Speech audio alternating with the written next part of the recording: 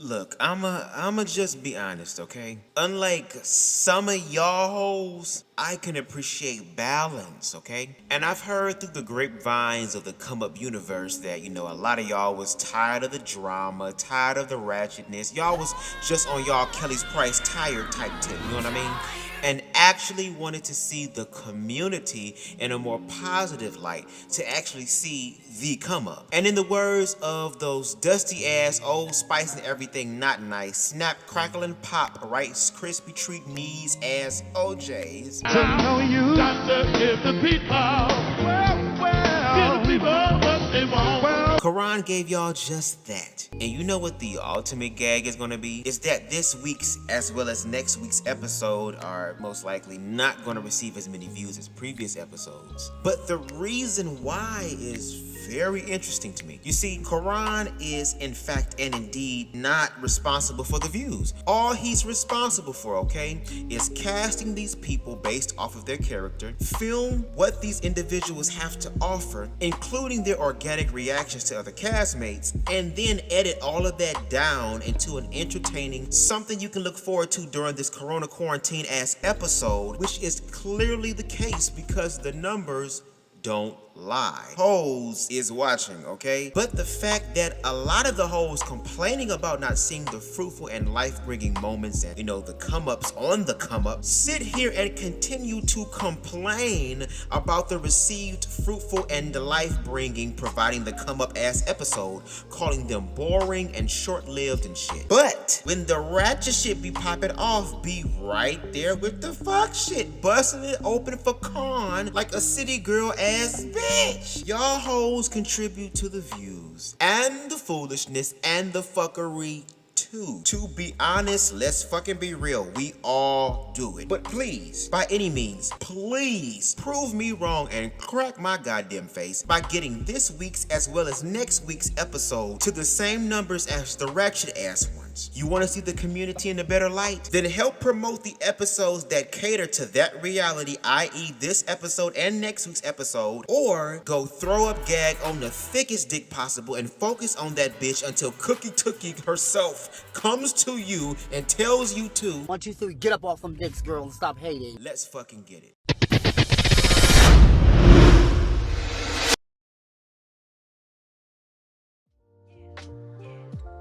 So we start off this week's episode with the reason why we are in the house and gonna be in the fucking house, Mitch, aka Darius. Now, he reveals to us in the confessionals that he's meeting up with his best friend, who's a stylist, to help him come up with an outfit for his upcoming music video shoot. Now, Mitch walks in looking like the entire white side of Macy's, and I mean, that's okay, because that means your ass got a little bit of money. So basically, Mitch is saying, bitch, fuck what you Earthrealm hoes gotta say about me, okay? I'm dressing like my future, prosperous, okay? And in the meantime, I'm gonna have my best friend dress me up as the trade top that I'm not. So his friend asks, what type of vibe or energy, we working with in reference to the video shoot. Mitch replies that, the video shoot is gonna be sad and depressing, and the music and song is gonna be sad and depressing. So, the outfit has to complement and reflect that theme. His friend was like, no problem, bro, I got you. His friend goes to work. He grabs a few items, gives them to Mitch. Now we in the dressing room. And can y'all guess what time it is? What? Supermodel documentary hour! Mitch, you ain't no top, bitch. See, if you really was, we wouldn't be in this corona shit now, girl. But Con's topping you, bitch. Con's topping you, bitch. We know Con's topping you, bitch. Bitch, you ain't no top. Fuck me, sis. What you say? Con's bitch. Throw it back. Goddamn. On Con's bitch, you ain't no top. Earthrealm. Fuck you, ho. 2020. Now we stuck with this corona, bitch. Let's take a look at the first fit. It was giving me very, late 90s, early 2000s, Brandy's best friend type tee. Matter of fact, DJ, kick that shit one time.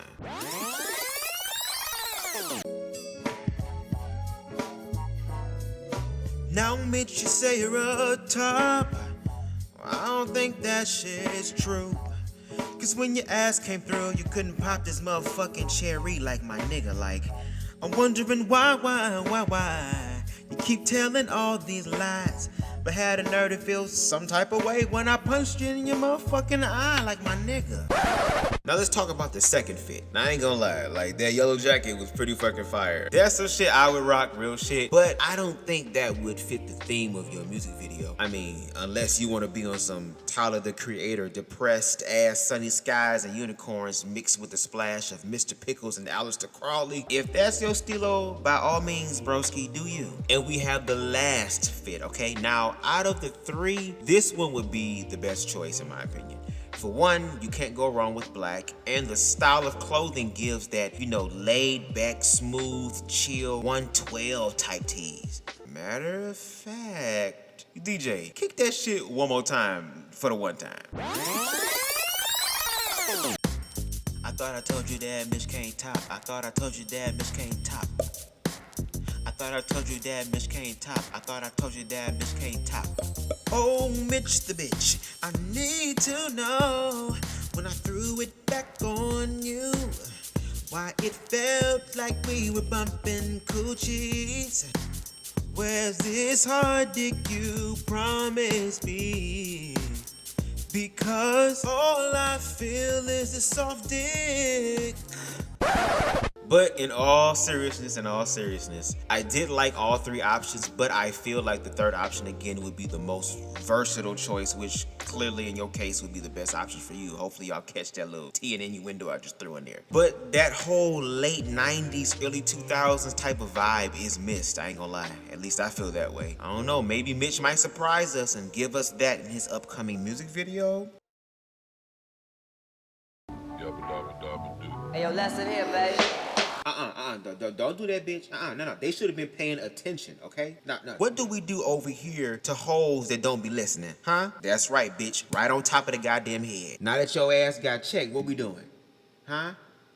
Oh, okay. There we go. We doing what? Okay, moving forward. And if they do that shit again, spank that hoe, you hear me? And speaking of spanking, we meet up with Miss Chaos Realm herself, Havoc, but in human form. Spanky Spanks. He lets us know that even though he fucks with Khan, he's discovering that the humans actually fuck with him and his headline. Y'all, we at the vendors event. We see Spanky networking, modeling his merchandise, and giving us Earthrealmers the 411 on his merchandise. And to be honest, it was good to see Spanky put himself out there and to see him enjoying the experience, like real shit. But I will say this, do not despise small beginnings, man. Like, we all gotta start somewhere. We all have to have humble beginnings. Now I know that there are people who have clowned Spanky's hat line, but the fact that he's believing in himself enough to stay consistent with his desires, despite what others might say, is really how you manifest your desired reality or result. And like I mentioned in previous episodes, I'm gonna have to low-key inquire about those hats because just like you Spanks, my hairline is under demonic warfare, and just so you know, there's like 3 levels to demonic warfare. There's demonic oppression, demonic possession, and unfortunately, demonic infestation. Now my shit just started the experience of demonic oppression. It's just starting to make its presence known. Yours, Spanky, I can tell is in the end stage of demonic possession and on the verge of infestation, because those demons are dragging the future out of your hairline, girl. I'll be buying a hat in a few. And speaking of buying hats, Mitch shows up. And I'm surprised the whole building didn't dog walk this nigga due to the fact of what he's done to fucking Earthrealm. But to our surprise, he's still here by the grace of Khan. And even though Mitch has shown fuck shit tendencies thus far, I can still give a bitch a G. Now, despite all the harmless shade and reads, I'ma always side with the truth regardless. I'ma side with fact. And the fact of the matter is that in this scene, Mitch somewhat redeemed himself by saying that a true friend is going to support their friend, including financially. Come on, y'all, support y'all friends' businesses, because y'all would feel some type of way if the shoe was on the other foot, right? Now, if you're stuck in a tight position financially, then I mean, I can understand. But if you got it, why not bless your friend by actively showing them that you support their dreams? And sometimes that green can help. Now, during the vendor's break, Spanky goes outside to chat with his friend Andre, to catch him up on what's been popping off as of late. Now Andre said, bitch, first of all, I need that blue hat so I can complete my collection of your hats because I really support my friends, okay? And secondly, fuck what these other hoes gotta say. Listen, whenever you decide to go back down memory's lane of bullshit, just stop and remember where you are and where you're at this particular moment. You're pursuing your come up. You're actively walking in your come up. If you stay focused on that, guess what? Come up, bitch, is that simple. We're moving forward, actually from one state to another. Chance has traveled from the Big Apple to the Georgia Peach. Now we're greeted with Chance at the hotel lobby / dining area, waiting for a few of his friends to arrive. He reveals to us in the confessionals that he had to get away from the craziness of the city and those, fuck niggas, and surround himself with people who are going to help feed his soul, not irritated. Now in walks two familiar faces. We got Sky and Montel from Chasing Atlanta. Niggas who are actually coming up, girl. So they're engaging in small talk, and in walks the remaining two guests. The Come Up Atlanta's very own Mulan, whose smile reminds us that Jesus is real, and girl, Dion. She fool. I'm just kidding. It's good to see you, Dion.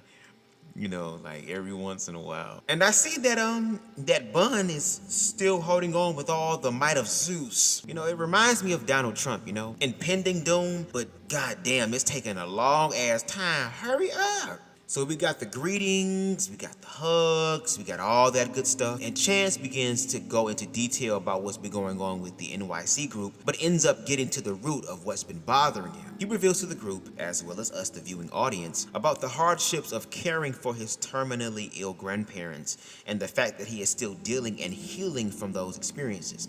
Now, I kind of want y'all to do something for me real quick. I'm not asking for much. If possible, I want y'all to close y'all eyes real quick and use your imagination, okay? For just a minute or so. Now, here we go. Imagine being a young individual, okay? Watching someone that you love, someone that you hold near and dear, slowly slip away, and you're faced with the reality that there's nothing you can do about it. And no, this isn't just happening one time, no. Unfortunately, it's happening a second time. Now this time, you're a bit older, you're trying to graduate high school, while trying to figure out the direction you want to go after you graduate, and then you're needed all over again. And I mean, honestly, you don't mind, you love this person, therefore you'd do anything for them. But again, to sit in that pain and to see them slowly slip away, an overwhelming reality. And this time, it's really eating away. But by the grace of God, you made it through. You're still here. Now, we're in the present moment. You're trying to grow and evolve into the best person that you can be. And you feel like you're finally finding your flow. And then the phone rings. You're needed again. And you say to yourself, God, the first time, I barely made it through by the hairs on my chinny chin chin. The second time, look, you had to carry me through because the valley of the shadow of death had me fearful. But that fear dissolved when you reminded me that you were always with me. Yeah, I do believe that you will bring me through again and again and again. But that doesn't mean that it isn't scary. And God, this third time, I'm gonna be honest, this is terrifying. And sometimes we can pray and ask to hear God's voice only to be left unanswered. And to be honest, our prayers are always answered. It's just that we're required on our part to walk it out. God will do the rest. And instead of accepting the illusion that God doesn't hear you, the God in you inspired you to get on a bus, plane, train, or car, to get your ass to ATL and to surround yourself with people who are going to allow you to break down, be vulnerable, with no judgment, no condemnation, and choose to refill you, to cover you, and to celebrate you with love. Now let that be a testament that God is always providing for us. Now the question is, will we allow ourselves to feel our emotions so that we can work through them and finally recognize the provisions that God has already established for us? Now Chance, the fact that you were able to be vulnerable about something so personal and then demonstrate what the true process of healing looks like, that is something that the majority struggles to do. Now healing emotionally and spiritually is going to be the fight of your life, but that's how you truly start the journey of God, because God cannot be explained, it can only be revealed. And we can sit here and talk all day about the come up when it comes to the physical world. We can talk about the money. We can talk about the fame. We can talk about the glitz, the glam. We can talk about the power. And there's hoes out there that have obtained all that shit. And guess what?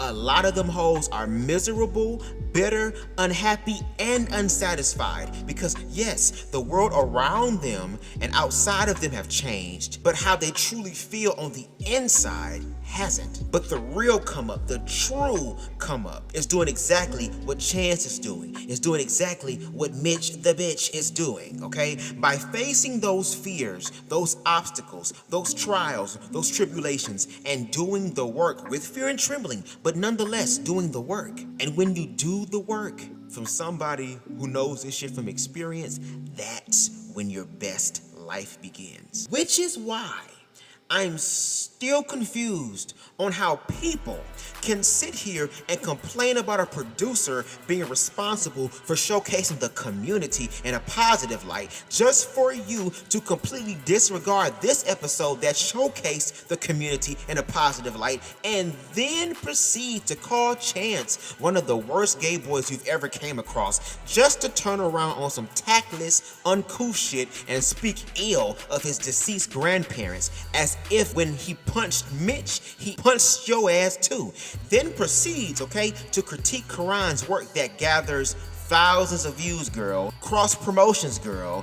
Got this nigga catching flights, girl. Creating his own empire, girl. Just for you to re-upload your review of this week's episode, which basically was you giving us this Kim Burrell inspired, sorry not sorry, half-ass, long street job ass apology, just to continuously share with us your disdain for Chance. And, on my Justin tip, bitch, I was gonna rotisserie, rotisserie, rotisserie, rotisserie, rotisserie, bitch, what it is?